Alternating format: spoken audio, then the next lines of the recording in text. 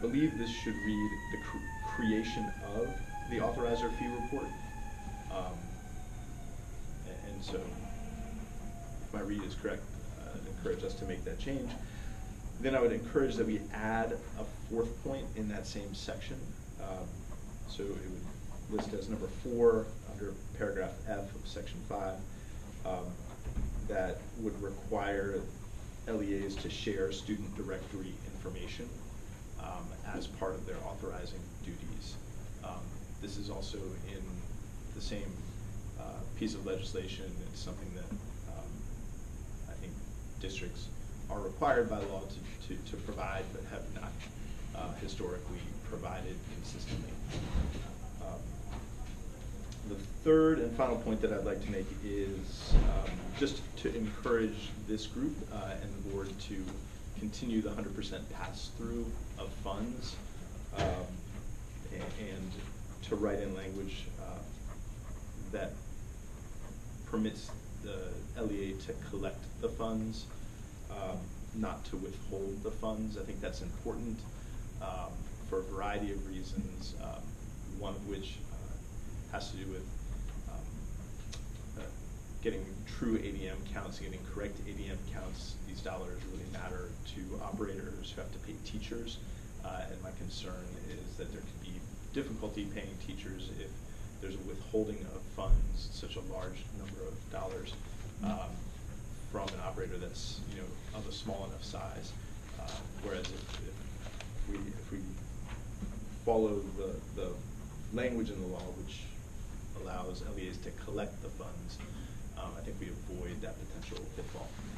So thank you for the time. Thank you for listening. Thank you for your comment.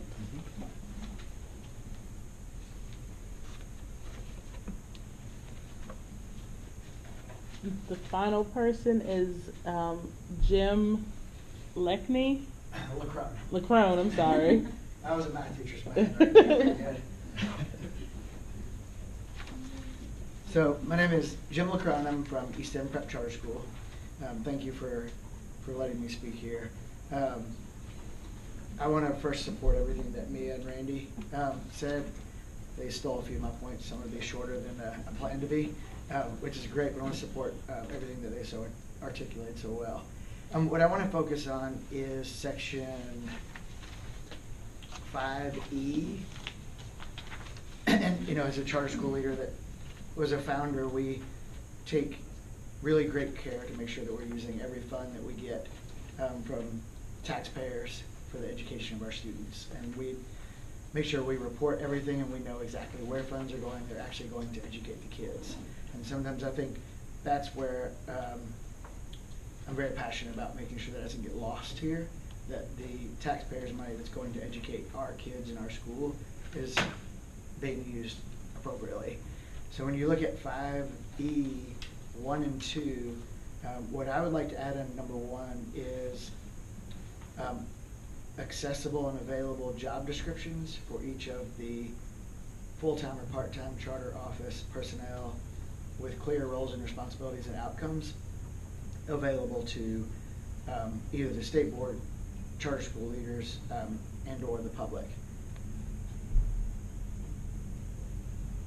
And then on number 2, as it speaks to LEA personnel that are spending a portion of their time on direct charter school responsibilities, I think we need to be super clear there on what that is and a reporting mechanism.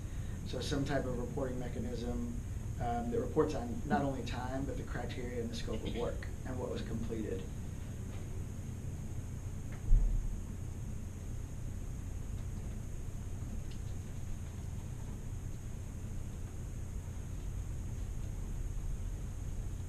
And then I would also, under the external consultants, it looks like number 2, again, is anything that's used on external consultants is also reported by the authorizer, and the criteria and the scope of work and the impact is documented and available. And so I think my overall broad brush is when we get into the personnel and the salaries, benefits, and the portions of time, that we're just razor sharp on making sure that that's directly being used to support the kids in charter schools. thank you for letting me speak today.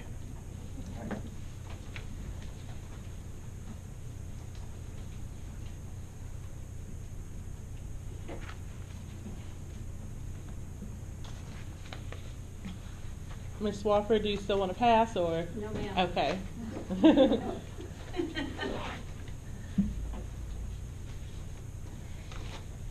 I think it's still morning, so good morning here Good in morning. Chattanooga. So I'm Elaine Swafford, and I represent Chattanooga Girls Leadership Academy and the new Chattanooga Preparatory School for boys. And so thank you for having us here today. And again, I think the other three charter leaders have quite eloquently spoken in detail, and I want to make sure that I too support the things they've said. A couple of issues that I would like to add. Number one, if you look at number, I believe it's number G, yes, 5G, where it talks about maintenance of facilities and other capital outlay obligations. In our area, I'd really like to be able to see them use some of the funds to support number 2 in that area, maintenance of facilities and capital outlay. I don't think receive any sharing or any support in that area. And so I think that if there's potentially for sure, as it states in number 12, an access or misallocated funds, it seems like that we could have more of a partnership there. The other piece would be contracted services for special or targeted charter supports, and that's G4. And there's one that is associated to that in another area, and so it's number D, 5D, number 4. I'd like to be able to see that we could be added on to potential contracts that the district already has, or if we're needing the software or something that they already have, potentially that we could be added to that contract rather than going and seeking ones that would be more expensive for us to have when they already have that in place. And so I can't say enough about the 100% pass-through. I think it needs to stay as it was rather than them withholding. Let us write the check or whatever it is back to them, because for a small school, and I run 2 small schools, the amount may seem small, but it is not. It's really an impact upon us. And so while the fee is there, we acknowledge that, but again, I think that if in fact the things that I just talked about could be put in place, it would be helpful, particularly for small schools. But again, I won't reiterate everything that the other leaders have said, but I certainly wanted to provide support for that. And again, thank you for having us here this afternoon. Thank you.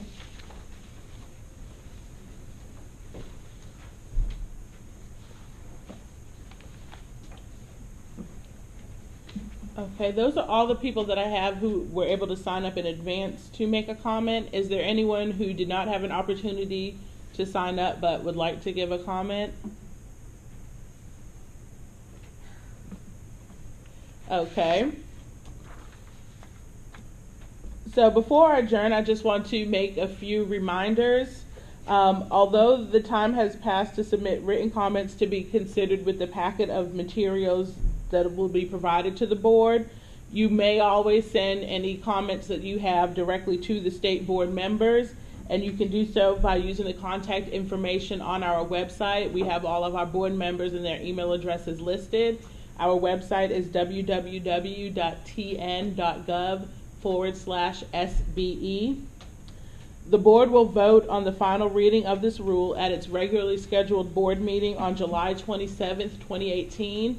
That meeting will be here in here in Nashville, and it's open to the public. Details about the location of the meeting or how to watch the meeting online, we live stream all of our meetings. They'll be posted on the board's website shortly. If the board approves these amendments on final reading, they will be sent to the Attorney General's office for approval. They'll be published with the Secretary of State for 90 days and go before the Joint Government Operations Committee of the House and Senate before becoming effective. Again, the State Board of Education appreciates the time and the commitment of everybody involved in this process and everybody who came out today to give oral comments and those written comments that we received as well.